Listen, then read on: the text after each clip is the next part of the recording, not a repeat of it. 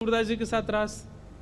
एक दिन पद गा रहे थे, ठाकुर जी नित्य आते थे, राजभोग के बाद रोज आ जाते थे सूरदास जी के पास। सूरदास जी को नहीं पता रहता था। सूरदास जी तो राजभोग अरोग के, अच्छा राजभोग समझते हैं? दोपहर की जो आरती होती है 12 साढ़े 12 बजे सारे मंदिरों में वृंदावन में, उसको राजभोग आरती कहते हैं। और राजभोग के बाद श्री ठाकुर जी के कपाट बंद हो जाते हैं। क्यों? ऐसी मान्यता हमारे भाव हैं ब्रज के कि श्री ठाकुर जी गैया चरावे गए अब। और जो उत्थापन आरती होती 4:30-5 बजे, उसमें फिर पहला फल का भोग ही लगता ठाकुर जी को। क्यों? वन में हैं ठाकुर जी, वन में भोग लगा रहे हैं। तो राजभोग आरती के बाद में श्रीनाथ जी के कपाट बंद हो जाते, सूरदास जी आ जाते, अपनी कुटिया में बैठ करके कीर्तन गाते, पद बना बना करके रचना करते। और श्री ठाकुर जी चुपचाप खिड़की से निकल करके आते और सूरदास की कुटिया में अधर आकर के बैठ जाते और कोने में बैठ के थोड़ी पे हाथ धर के चुपचाप सुनते सूरदास जी को।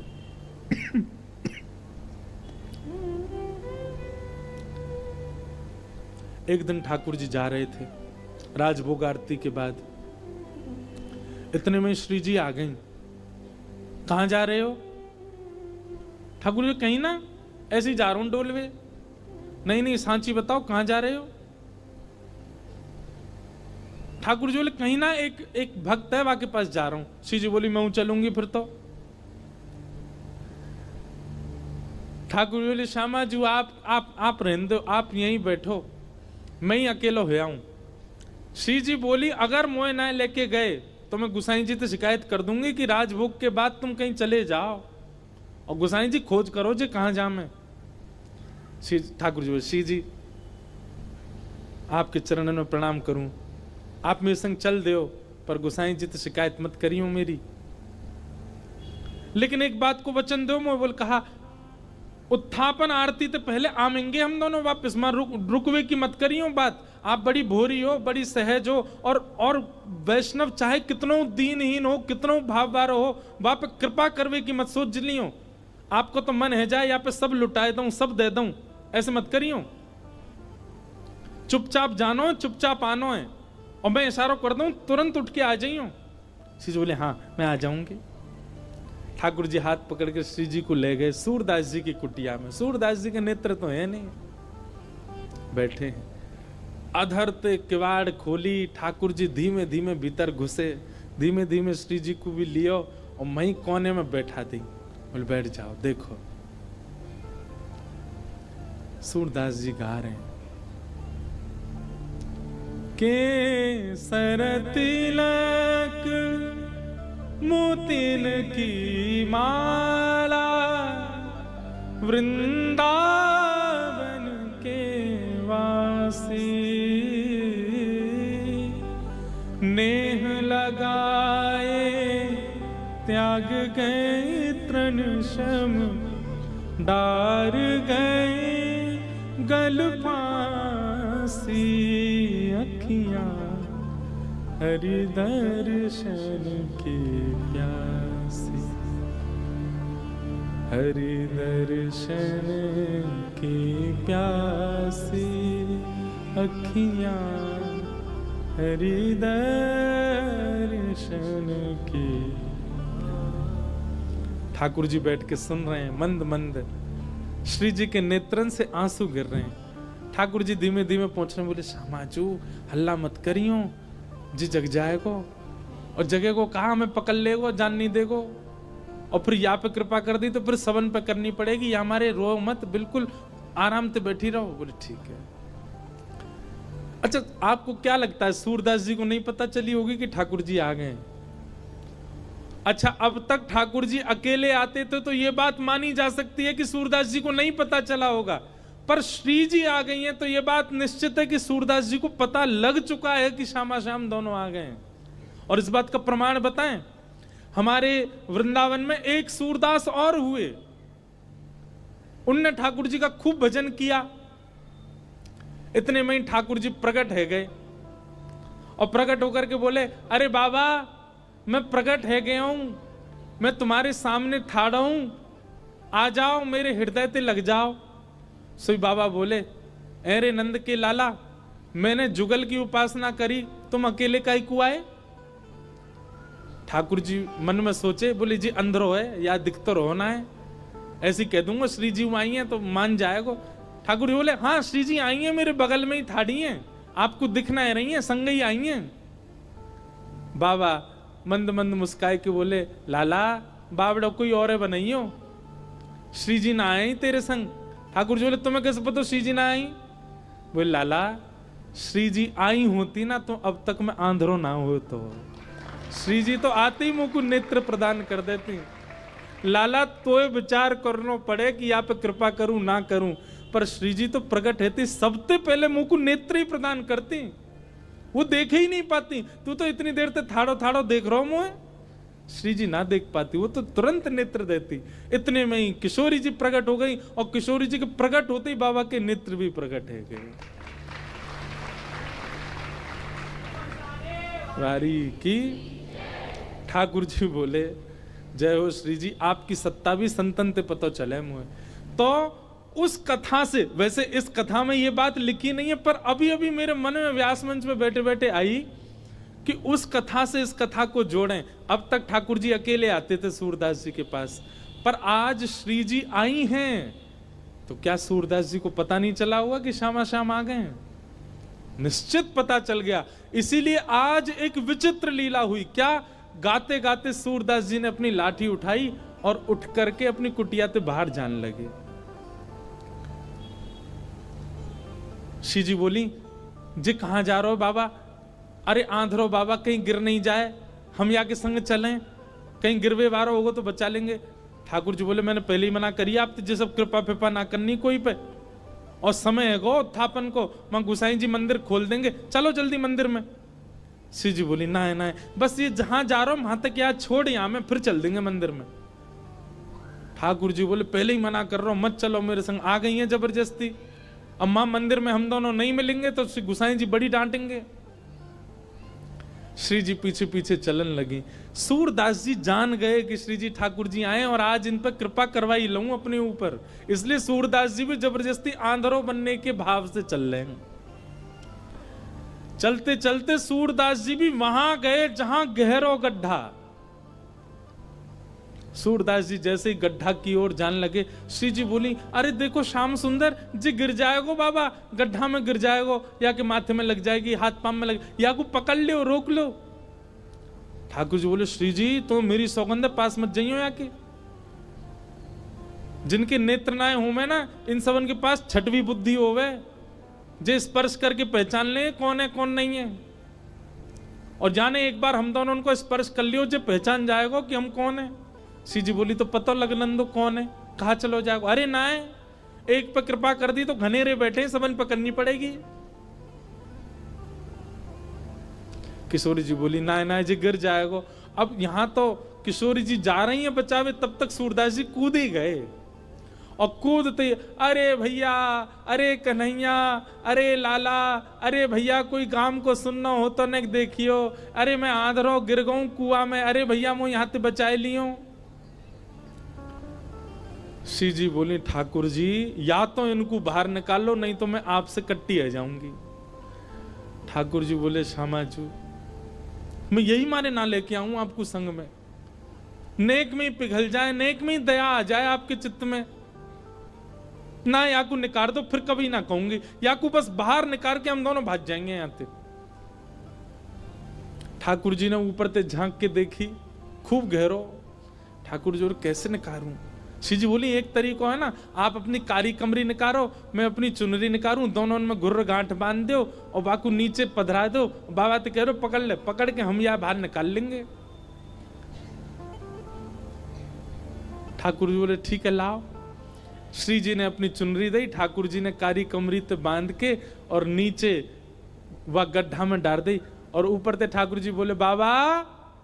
आहा, बाबा स्वर सुनते ही सूरदास जी के तो रोम रोम कंपित हो गया, आनंदित है गए, बोले ये तो इतनो मीठो स्वर तो मेरे नंदन नंदन को ही है। हाँ भैया कौन है? अरे बाबा मैं यही गांव को छोड़ा हूं, मैं अभी आवाज सुनाई दई, बाबा मैंने अपनो पटका नीचे डाल दियो, पकड़ लियो, आ जाओ ऊपर को। सूरदास, हाँ भैया कहाँ को, बोले जय है पकड़ लो। सूरदास जी ने जैसे ही पकड़ी और पकड़ करके महाराज जैसे ही अपने मुख के पास लियो तो इत्र की सुगंधी, आज सुबह श्रृंगार दर्शन में गुसाई जी ने जो इत्र को फोआ दियो वही की सुगंधी और पटका की सुगंधी मिल रही है। मानो सूरदास जी को और पता चल गई ये तो श्याम सुंदर ही है। और श्री जी पहले ही मिल चुकी है, या को मतलब ये है कि सूरदास जी को दिख तो रहो है, बस कृपा लीला कर रहे हैं श्याम सुंदर के संग। सूरदास जी ने पटका पकड़ो, यहां ठाकुर जी पटका खींच रहे हैं और ठाकुर जी को श्री जी खींच रही हैं। श्री जी ठाकुर जी को खींच रही हैं, ठाकुर जी पटका को खींच रहे हैं और पटका पकड़ के सूरदास ऊपर आ रहे हैं। कैसी कृपा सूरदास के ऊपर। सूरदास जी मन मन सोच रहे हैं, बोले आज ये कहीं निकल के नहीं भाग जाए मेरे हाथ से। और ठाकुर जी क्यों लग रही, बाबा जैसे ही निकले हम भागे आते।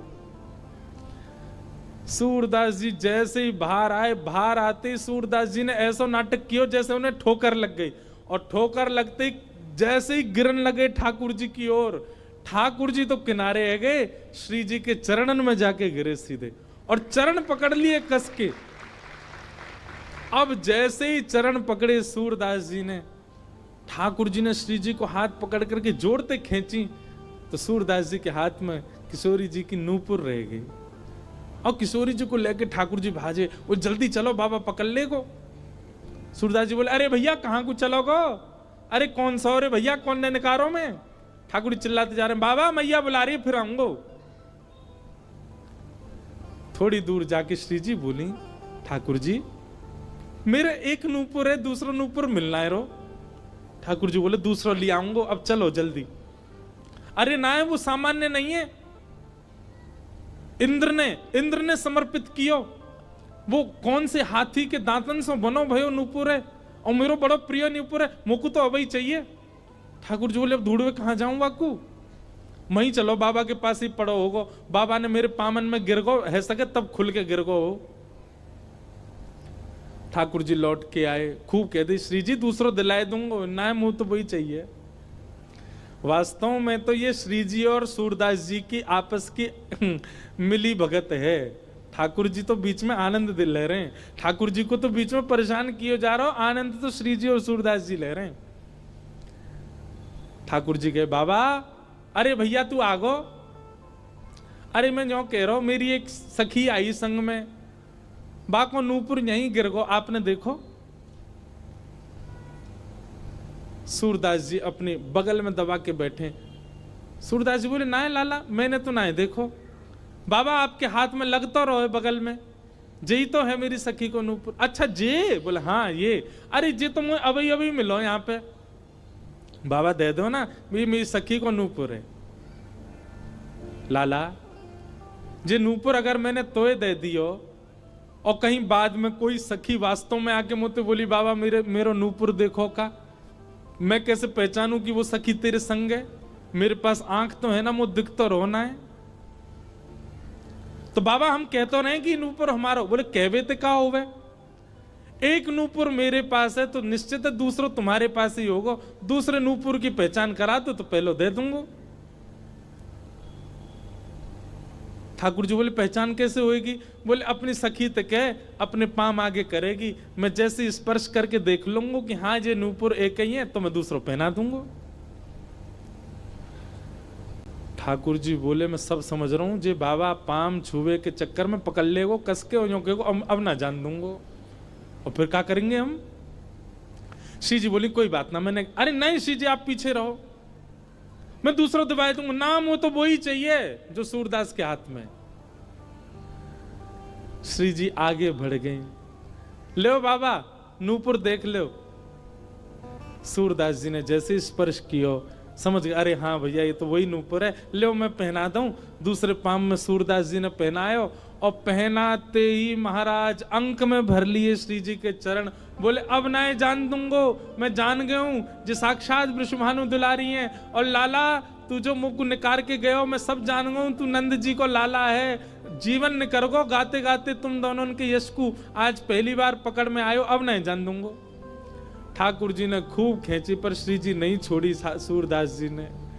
ठाकुर जी बोले बाबा तू जो कहेगो सो करेंगे, जे बता अब करनो कहा है, तू कैसे छोड़ेगो।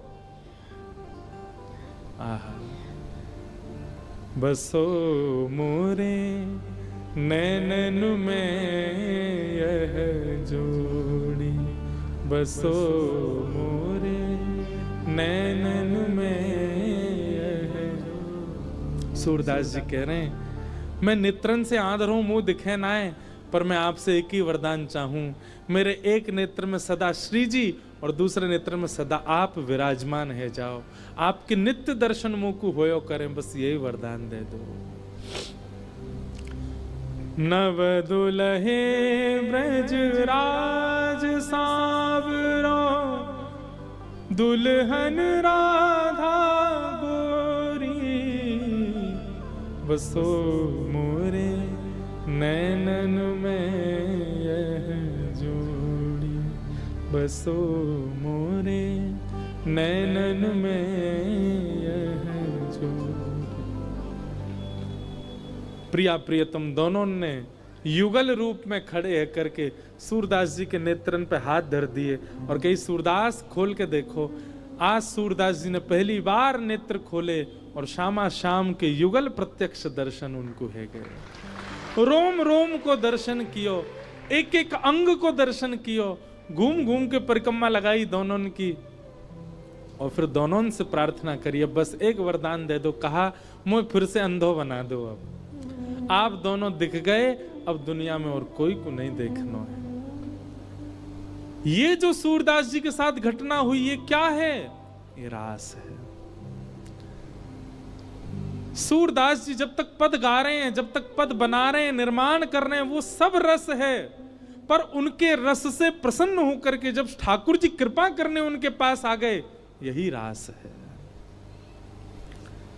हम सब रस में व्यवस्थित हैं, हम सबकी स्थिति अभी रस में है, पर हमारा रस रास में परिवर्तित होना चाहिए और उसके लिए रस को सुंदर बनाना पड़ेगा। रस इतना सुंदर कर लो। देखो मैं एक बात कहूं भैया, हम सब गुल्ला हैं, भक्ति को रस जादना हमारे भीतर भर गयो, हम कहा बन जाएंगे?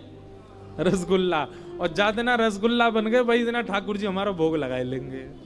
हम सब गुल्ला हैं, बस रस की कमी है। ये भक्ति को रस, ये भाव को रस, ये प्रेम को रस अपने अंदर जितनो है सके भर लो, या गुल्ला को रस से युक्त कर लो। जादना ये रसगुल्ला बन गए, ठाकुर जी आकर के भोग लगाएंगे और वही भोग की प्रक्रिया ही रास है। गोपियां कहती हैं मैवं विभोर हति भवान गदितुम नृशंसम संत्यज्य सर्व विषयां स्तव पाद मूलम भक्ता भजस्व दुर्वग्रहमात्यजास्मान देवो यथादि पुरुषो भजते मुमुक्षु।